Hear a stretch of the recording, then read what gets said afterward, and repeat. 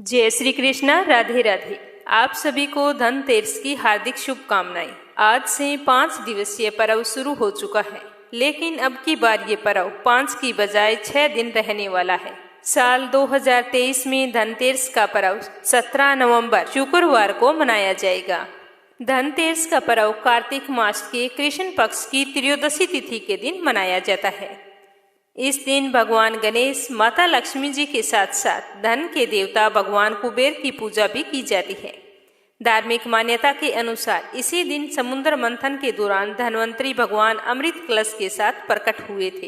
इस दिन पूरे श्रद्धा भाव से पूजा पाठ करें, जिससे भगवान कुबेर प्रसन्न होकर हमें धन धान्य का आशीर्वाद देते हैं और आपको धन, पद, प्रतिष्ठा, सम्मान और सौभाग्य की प्राप्ति होती है। धनतेरस पर कुबेर देव की पूजा अर्चना करने से घर में कभी भी धन की कमी नहीं रहती और व्यक्ति सभी भौतिक सुखों को प्राप्त करता है। उसे अपने जीवन में कभी भी आर्थिक तंगी का सामना नहीं करना पड़ता।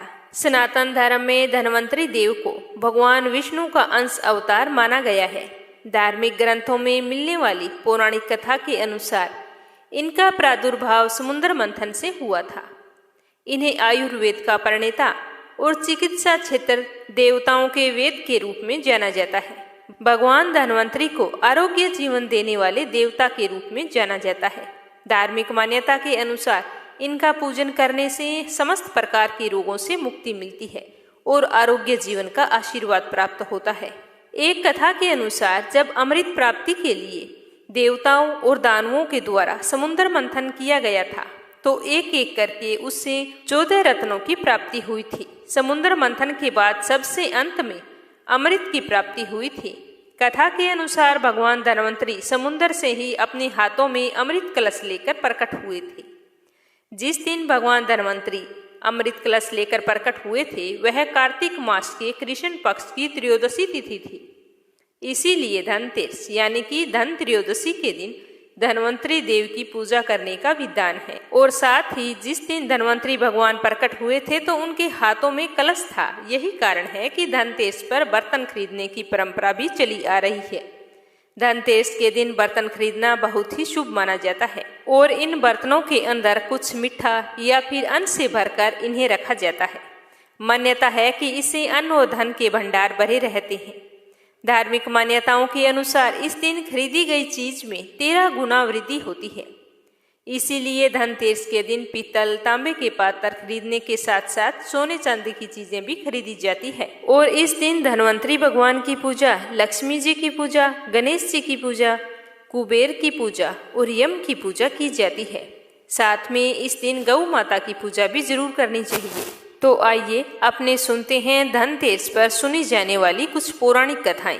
तो इन कथाओं को श्रद्धापूर्वक सुनना और ज़्यादा से ज़्यादा शेयर करना। कमेंट बॉक्स में जय हो धनवंतरी भगवान की, जय हो गणेश भगवान की और जय हो लक्ष्मी माता की अवश्य लिखना। तो सबसे पहले अपने सुनेंगे भगवान कुबेर की कथा। भगवान कुबेर पूर्व जन्म में एक गुणानिधि नाम के गरीब ब्राह्मण थे। बचपन में उन्होंने अपने पिता से धर्मशास्त्र की शिक्षा ली थी, लेकिन गलत संगत में आने के कारण उन्हें जुआ खेलने और चोरी की लत लग गई। गुणनिधि की इन हरकतों से परेशान होकर उनके पिता ने उन्हें घर से बाहर निकाल दिया और घर से निकाले जाने के बाद उनकी हालत दयनीय हो गई और वह लोगों के घर जाकर भोजन मांग मांग कर खाने लगे। एक दिन गुणनिधि भोजन की तलाश में गांव-गांव भटक रहे थे, लेकिन उस दिन किसी ने भी उन्हें भोजन नहीं दिया। इसके बाद गुणनिधि भूख और प्यास से परेशान हो गए और भटकते भटकते जंगल की ओर निकल पड़े। जंगल में उन्हें कुछ ब्राह्मण भोग की सामग्री लेकर जाते हुए दिखाई दिए। भोग की सामग्री को देखकर गुणानिधि की भूख और भी ज्यादा बढ़ गई और वे खाने के लालच में ब्राह्मणों के पीछे पीछे चल दिए। ब्राह्मणों का पीछा करते करते गुणनिधि एक शिवालय जा पहुंचे, जहां उन्होंने देखा कि ब्राह्मण भगवान की पूजा कर रहे हैं और फिर भगवान को भोग अर्पित कर भजन कीर्तन में मगन हो गए हैं। तो गुणनिधि शिवालय में भोजन चुराने की ताक में बैठे हुए थे। उन्हें भोजन चुराने का मौका रात में तब मिला जब भजन कीर्तन समाप्त करके सारे ब्राह्मण सो गए थे। तब गुणनिधि दबे पांव भगवान शिव की प्रतिमा के पास जा पहुंचे लेकिन वहां इतना अंधेरा था कि कुछ भी दिखाई नहीं दे रहा था। इसीलिए उन्होंने एक दीपक जलाया, लेकिन दीपक हवा के कारण बुझ गया। वो बार बार जलाते रहे और वह दीपक हवा की वजह से बुझता रहा। कई बार कोशिश करने के बाद में जब दीपक जल गया तो उन्होंने फटाफट भगवान के आगे से भोग उठाया और सोचा कि जल्दी से यहाँ से चल पड़ूं, कोई मुझे यहाँ पर देख ना ले। तो भागते समय एक ब्राह्मण ने उसे देख लिया और चोर चोर कहकर जोर जोर से चिल्लाने लगा। गुण निधि वहां से जान बचाकर भाग निकले, लेकिन वह नगर के रक्षकों का निशाना बन गई। भोजन चुराकर भागते समय गुण निधि की मौत हो गई, लेकिन अनजाने में उनसे महाशिवरात्रि के व्रत का पालन हो गया था, जिसके कारण वह उस व्रत के शुभ फल के हकदार बन गए थे। अनजाने में महाशिवरात्रि के व्रत का पालन हो जाने की वजह से गुण निधि अपने अगले जन्म में कलिंग देश के राजा बने। अपने इस जन्म में गुण निधि भगवान शिव के परम भगत हुए थे। वह सदैव भगवान शिव की भक्ति में खोए रहते थे। उनकी इस कठिन तपस्या और भक्ति को देखकर भगवान शिव उन पर बहुत ही प्रसन्न हुए और उसे वरदान दिया। यह शिव की ही माया थी, जिसके कारण एक गरीब ब्राह्मण धन के देवता कुबेर कहलाए और संसार में पूजनीय बन गए। अब सुनेंगे गणेश जी की कहानी। सनातन धर्म में किसी भी पूजा पाठ में गणपति प्रथम पूजनीय माने गए हैं, लेकिन इसके अलावा एक कारण यह भी है कि लक्ष्मी पूजन में विष्णु जी का नहीं, गणेश जी का होना जरूरी होता है। गणेश जी की पूजा के बिना दीपावली पर धन की देवी लक्ष्मी जी की पूजा अधूरी मानी जाती है, क्योंकि एक समय की बात है कि बैकुंठ में माँ लक्ष्मी जी और विष्णु जी चर्चा कर रहे थे। तभी देवी ने कहा कि मैं धन धान्य ऐश्वर्य सौभाग्य और सौहार्द देती हूँ। मेरी ही कृपा से भक्तों को सर्व सुख प्राप्त होता है। ऐसे में मेरी ही पूजा सर्वश्रेष्ठ है। माँ लक्ष्मी के इस अहम को विष्णु जी ने भांप लिया और उनके इस अहंकार को तोड़ने का फैसला किया। तो लक्ष्मी जी की सारी बात सुनकर विष्णु जी ने कहा कि देवी आप श्रेष्ठ तो हैं, लेकिन संपूर्ण नारीत्व आपके पास नहीं है, क्योंकि जब तक किसी स्त्री को माँ का सुख ना मिले तो उसका नारीत्व अधूरा होता है। तो यह सुनकर माता लक्ष्मी जी तो बहुत ही निराश हो गई और देवी माँ पार्वती जी के पास पहुंची। वहां जाकर उन्हें सारी बात बताई तो जगत जननी माँ पार्वती जी ने लक्ष्मी जी को पीड़ित देखकर अपने एक पुत्र गणेश जी को उन्हें दत्तक पुत्र के रूप में सौंप दिया। देवी लक्ष्मी बहुत ही प्रसन्न हुई और उन्होंने भगवान गणेश को अपनी सिद्धियां, धन संपत्ति, सुख सब प्रदान करने की बात कही। देवी ने घोषणा की कि साधक को धन दौलत ऐश्वर्य की प्राप्ति तभी होगी जब मेरे साथ गणेश जी की उपासना की जाएगी। तभी से कहा जाता है कि दीपावली पर लक्ष्मी माता के साथ गणेश जी की पूजा अवश्य करनी चाहिए। गणपति हमेशा लक्ष्मी जी की बाईं ओर विराजमान रहते हैं। ऐसे में देवी की मूर्ति या तस्वीर आप लें तो इस बात का जरूर ध्यान रखें और लक्ष्मी माता की पूजा करें तो साथ में गणेश भगवान की पूजा अवश्य करनी चाहिए। गणेश जी बुद्धि और विद्या के दाता हैं। लक्ष्मी जी के साथ गणेश जी की पूजा करने से धन के साथ साथ हमें बुद्धि का भी आशीर्वाद मिलता है, क्योंकि बुद्धि के बिना धन होना व्यर्थ है। धन के सदुपयोग के लिए बुद्धि और विवेक होना बहुत ही जरूरी होता है। बोलो गणेश भगवान और लक्ष्मी माता की जय हो। अब सुनेंगे धन्वंतरी भगवान की कथा। सनातन धर्म के अनुसार भगवान विष्णु ने जगत तारण हेतु 24 अवतार लिए हैं, जिनमें भगवान धन्वंतरी 12वें अंशावतार है, यानी कि धन्वंतरी भगवान के रूप में साक्षात विष्णु भगवान हमारे सामने हैं। इनका प्रादुर्भाव एक कथा के अनुसार एक समय अवसर पाकर असुरों ने देवताओं को सताना प्रारंभ कर दिया। दुखी देवतागण अपने राजा इंद्र के सम्मुख उपस्थित हुए और अपनी व्यथा उन्हें बताई। इंद्र प्रमुख देवताओं के साथ भगवान ब्रह्मा जी की शरण में जा पहुंचे और वहां जाकर देवताओं की सारी व्यथा उन्हें बताई और उन्हें दूर करने का निवेदन किया। तो ब्रह्मा जी ने उन्हें भगवान विष्णु के पास जाने का परामर्श दे दिया। तब सारे इंद्रादि देवगण भगवान विष्णु के समक्ष उपस्थित हुए और अपना दुख उन्हें कह सुनाया। तब गर्वित होकर भगवान विष्णु ने असुरों के शमन और देवताओं के अमरत्व के लिए विचार विमर्श किया। देवों और दानवों की सामयिक संधि कराकर समुद्र मंथन की योजना बनाई।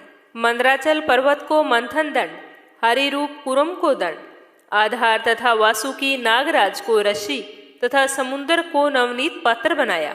देवों और दानवों ने मिलकर समुद्र मंथन किया, जिसके फलस्वरूप कहा जाता है कि 14 रत्न निकले थे। लक्ष्मी, कौस्तुभ मणि, कल्प वृक्ष, मदिरा, अमृत कलशधारी भगवान धन्वंतरी, अप्सरा, उत्सरेवा नामक घोड़ा, विष्णु जी का धनुष, 5 जन्य शंख, विष, कामधेनु, चंद्रमा व ऐरावत हाथी। समुद्र मंथन से सर्वप्रथम हलाहल विष की प्राप्ति हुई। विष की प्रचंडता से देवताओं की प्रार्थना पर भगवान शंकर ने उसको अपने कंठ में धारण किया, जिसके पश्चात कामधेनु गाय प्राप्त हुई, जिसे ऋषियों को अर्पण कर दिया गया। फिर उत्सरेवा घोड़ा मिला, जिसे दैत्यराज बलि को सौंप दिया। इसके पश्चात प्रसिद्ध गजराज ऐरावत प्राप्त हुआ, जो इंद्र को दे दिया गया। कौस्तुभ मणि भगवान विष्णु को, कल्प वृक्ष देवताओं को समर्पित किया गया। अप्सरा भी देवताओं को प्राप्त हुई।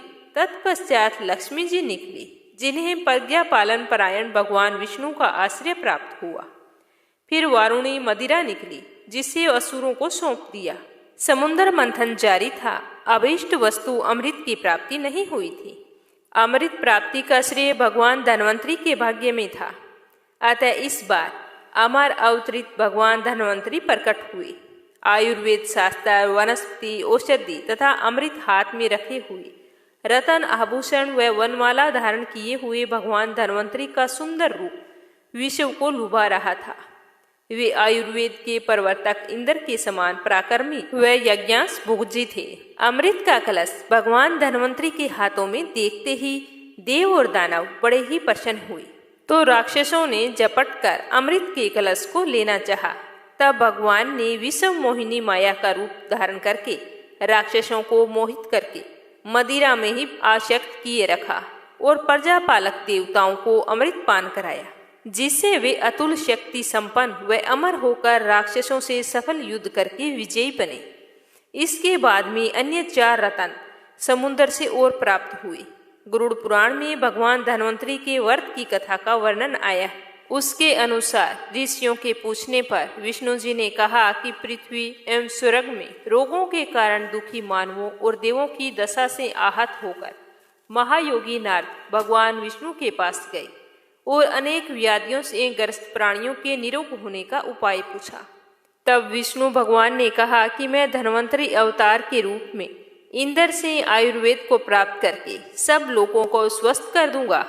साथ ही भगवान बोले कि मैं कार्तिक कृष्ण त्रयोदशी वीरवार हस्त नक्षत्र शुभ दिन बनारस में धन्वंतरी के रूप में अवतार लेकर आयुर्वेद का उद्धार करूंगा।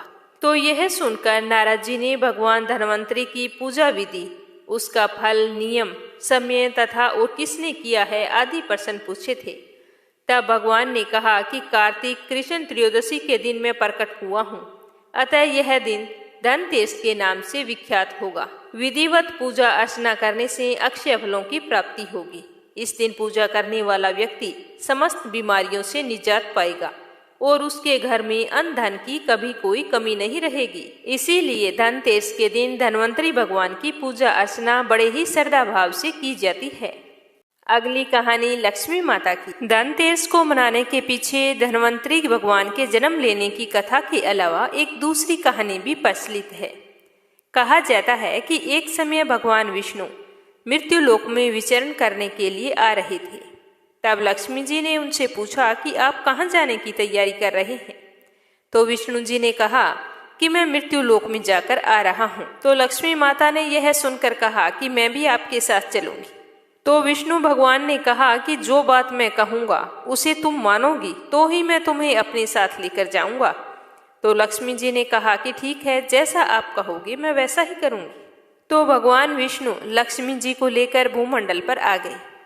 कुछ देर एक जगह पर पहुंचकर भगवान विष्णु ने लक्ष्मी जी से कहा कि जब तक मैं यहाँ ना आऊँ तुम यहीं पर रुकना। मैं दक्षिण दिशा की ओर जा रहा हूँ, तुम उत्तर दिशा की तरफ मत जाना। ऐसा कहकर विष्णु भगवान तो चले गए। लक्ष्मी माता वहां पर खड़ी थी। तभी उन्हें फूलों की भीनी भीनी खुशबू आने लगी उन्हें पता ही नहीं चला कि कब वो उत्तर दिशा की ओर चली गई। वहां जाकर एक सुंदर सा बगीचा था, उसमें से एक सुंदर फूल तोड़कर वापिस उसी जगह पर आ गई। तो वहां पर देखा कि विष्णु भगवान तो पहले से आए हुए बैठे हैं और उनकी आंखों में आंसू हैं। तो लक्ष्मी माता बहुत ही खुशी खुशी उन्हें वो फूल देने लगी और कहने लगी कि देखो मैं आपके लिए क्या लेकर आई हूँ। लेकिन माता ने जैसे ही विष्णु जी की आंखों में देखा तो उनकी आंखों से आंसू बह रहे थे। तो ये देखते ही लक्ष्मी माता को अपनी गलती का एहसास हो गया। लेकिन क्या हो सकता था, माता रानी ने गलती तो कर दी थी। फिर भी वो विष्णु भगवान से माफी मांगने लगी। तो विष्णु भगवान ने कहा कि जो आपने गलती की है उसकी सजा तो आपको भुगतनी ही पड़ेगी। इसीलिए तो मैंने आपको मना किया था कि मैं आपको लेकर पृथ्वी लोक पर नहीं जाऊंगा, क्योंकि मुझे पता था कि तुम मेरा कहना नहीं मान सकती। और अब तुमने ये चोरी की है। चोरी करना अपराध है, बहुत बुरी बात है। तुम्हें इस अपराध की सजा तो भुगतनी पड़ेगी। तो लक्ष्मी माता ने हाथ जोड़कर कहा कि स्वामी आप बताओ मुझे क्या करना होगा। जैसा आप कहोगे मैं वैसा करने के लिए तैयार हूँ। ऐसा कहकर लक्ष्मी माता बिल्कुल मायूस हो गई। तो विष्णु भगवान बोले कि जिस बगीचे से तुमने फूल तोड़ा है उसके मालिक के घर तुम्हें 12 साल तक नौकरी करनी होगी, उनके घर का सारा काम करना होगा। ऐसा कहकर भगवान विष्णु उन्हें वहीं पर छोड़कर क्षीर सागर में चले गए। तब लक्ष्मी जी एक गरीब महिला का रूप धारण करके उस किसान के घर रहने चली गई। तो उस किसान का नाम था माधव। उसके 4-5 बच्चे थे, एक पत्नी थी, वह बहुत ही गरीब था। तो लक्ष्मी माता वहां जाकर हाथ जोड़कर बोली कि भैया मुझे नौकरी पर रख लो, मेरे रहने के लिए कोई भी जगह नहीं है, इसीलिए मुझे थोड़ी सी जगह रहने के लिए भी दे देना। तो वह बोला कि बहन मैं बहुत गरीब हूँ। कुछ देर सोचने के बाद में वह बोला कि चलो बहन कोई बात नहीं, जैसे हम रह रहे हैं वैसे ही तुम रह लेना। मैं ये सोच लूंगा कि मेरी 4 की बजाय 5 बेटियां हैं, आज से तुम मेरी बेटी हुई। माधव की बात सुनकर लक्ष्मी माता बहुत ही प्रसन्न हुई और उनके घर पर रहने लगी। जिस दिन से लक्ष्मी माता उनके घर गई थी उस दिन से उनके तो हालात ही बदल गए थे। पहले दिन ही फूलों की इतनी ज्यादा बिक्री हुई कि शाम को आते समय माधव एक सुंदर सी गाय खरीद कर ले आया। फिर सबने मिलकर खाना खाया और सो गए। दूसरे दिन सुबह लक्ष्मी जी ने किसान की पत्नी से कहा कि तुम ऐसा करो कि पहले स्नान करके आओ, फिर मेरी बनाई गई इस देवी लक्ष्मी का पूजन करो, उसके बाद में चाय बनाना और फिर रसोई बनाना। तो वो भोली भाली बेचारी बोली कि इसके करने से क्या होगा। तो लक्ष्मी माता ने कहा कि जो तुम मांगोगी वही मिलेगा। तो माधव की पत्नी अब से रोजाना सुबह जल्दी उठती, पहले स्नान करती, फिर लक्ष्मी माता का पूजन करती और बाद में ही घर के अन्य काम करती। पूजा के प्रभाव से, लक्ष्मी जी की कृपा से माधव का घर अन्न धन से भर गया। इस तरह लक्ष्मी माता ने माधव को धन धान्य से पूर्ण कर दिया और माधव के घर 12 वर्ष बड़े आनंद से काट लिए। 12 वर्ष के बाद में जैसे ही लक्ष्मी जी जाने के लिए तैयार हुई और विष्णु जी उन्हें लेने के लिए आई तो माधव ने उन्हें बेचने से इनकार कर दिया। तो भगवान ने माधव से कहा कि इन्हें कौन जाने देता है, लेकिन ये तो चंचल है, किसी के यहाँ नहीं ठहरते। बड़े बड़े राजा महाराजा भी इसे नहीं रोक सकते। इनको तो मेरा श्राप था, इसीलिए 12 वर्ष से तुम्हारी सेवा कर रही थी और तुम्हारे घर पर रुकी हुई थी। अब इसकी सजा समाप्त हो गई है, 12 साल पूरे हो गए हैं, तो इसे तो मैं लेकर जाऊंगा। तो माधव हठ पूर्वक बोला कि नहीं, मैं लक्ष्मी जी को कहीं नहीं जाने दूंगा। तो लक्ष्मी माता माधव के छुपे प्यार को देखकर कहने लगी कि भैया तुम मुझे रोकना चाहते हो तो जैसा मैं कहूँ तुम वैसा ही करो। कल तेरस है, तुम कल घर को लीप पोत कर स्वच्छ कर लेना और रात्रि में घी का दीपक जलाकर रखना और सायंकाल मेरा पूजन करना। एक तांबे के कलश में रुपए भरकर मेरे लिए रख देना।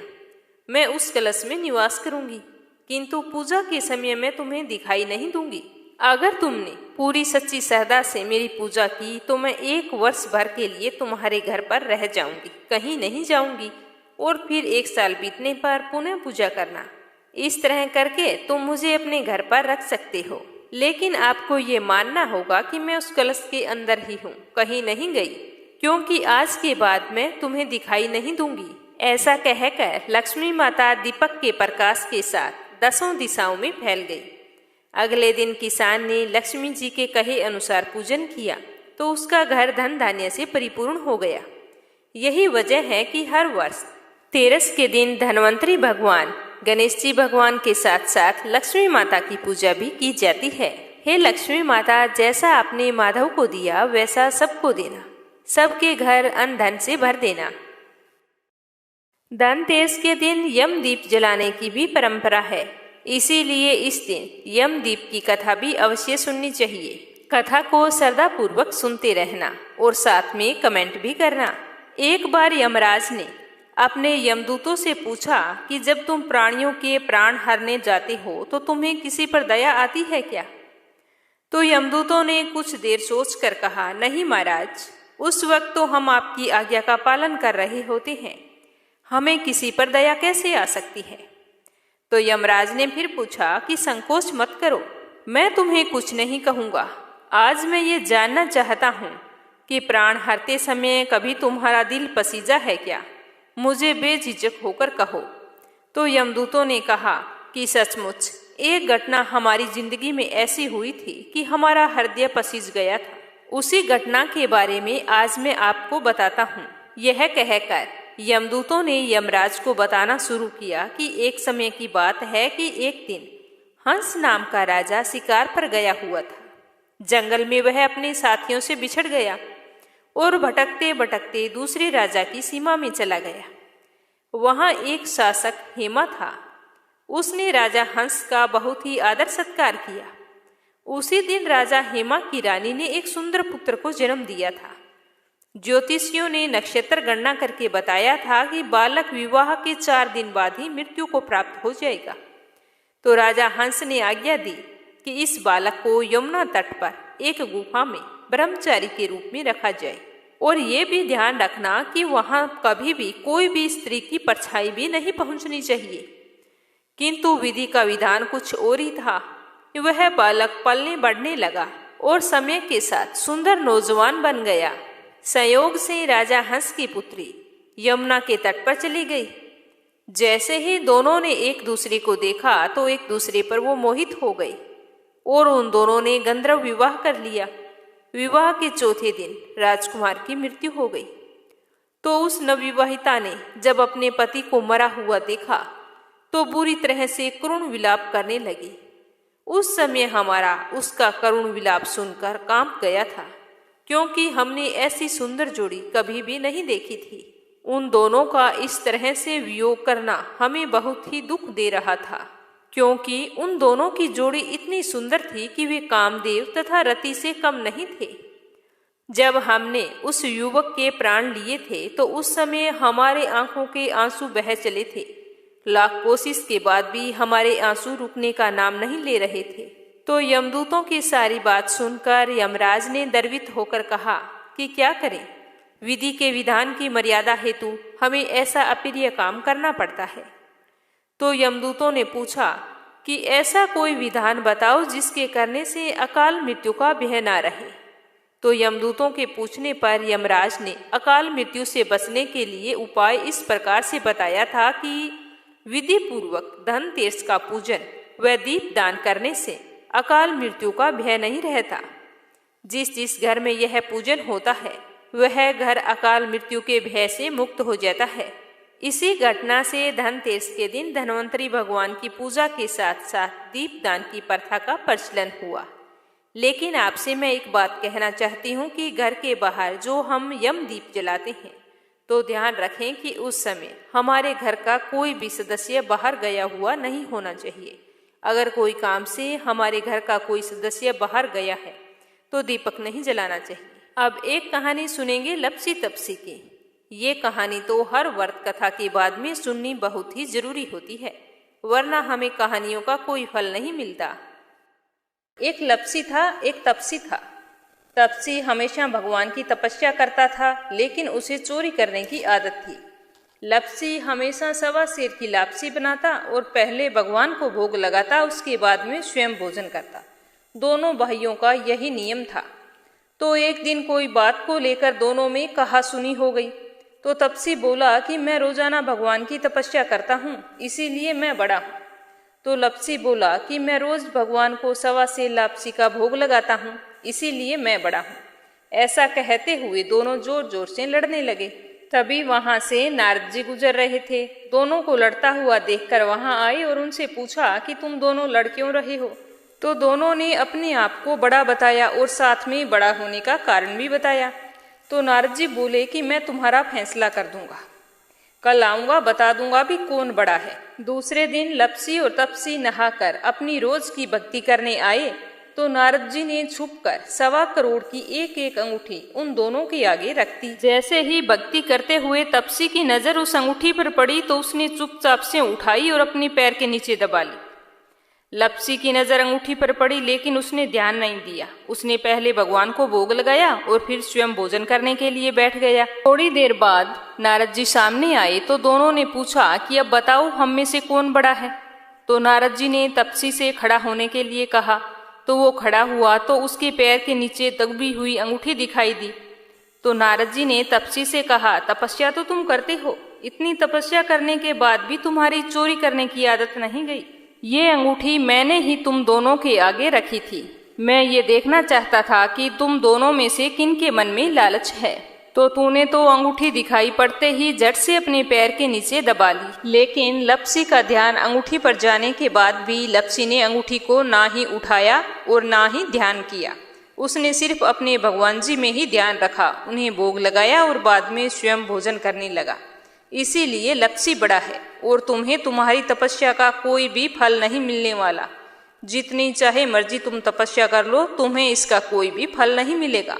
तो तपसी को यह सुनकर बहुत ही दुख हुआ और वह शर्मिंदा होकर नारद जी से माफी मांगने लगा और कहने लगा कि आज तक की मेरी गलती माफ करो और मुझे बताओ कि मुझे मेरी तपस्या का फल कैसे मिलेगा। आज के बाद कभी भी मैं चोरी नहीं करूंगा।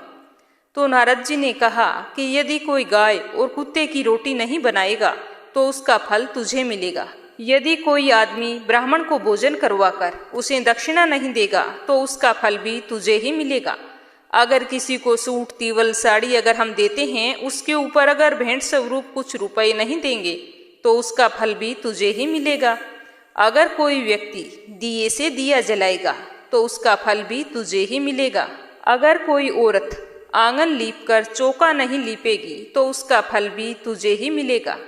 यदि कोई व्रत कथा में सारी कहानी सुन ले लेकिन तुम्हारी कहानी ना सुने तो उसका फल भी तुझे ही मिलेगा।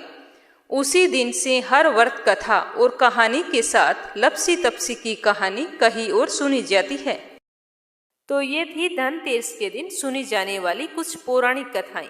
सुनकर आपको कैसा लगा कमेंट बॉक्स में जरूर बताना। इसके साथ साथ भगवान के निमित्त एक प्यारा सा कमेंट अवश्य करना। आपकी दिवाली शुभ रहे, मंगलमय रहे। भगवान आपकी सारी मनोकामनाएं पूर्ण करे। जय श्री कृष्णा। राधे राधे।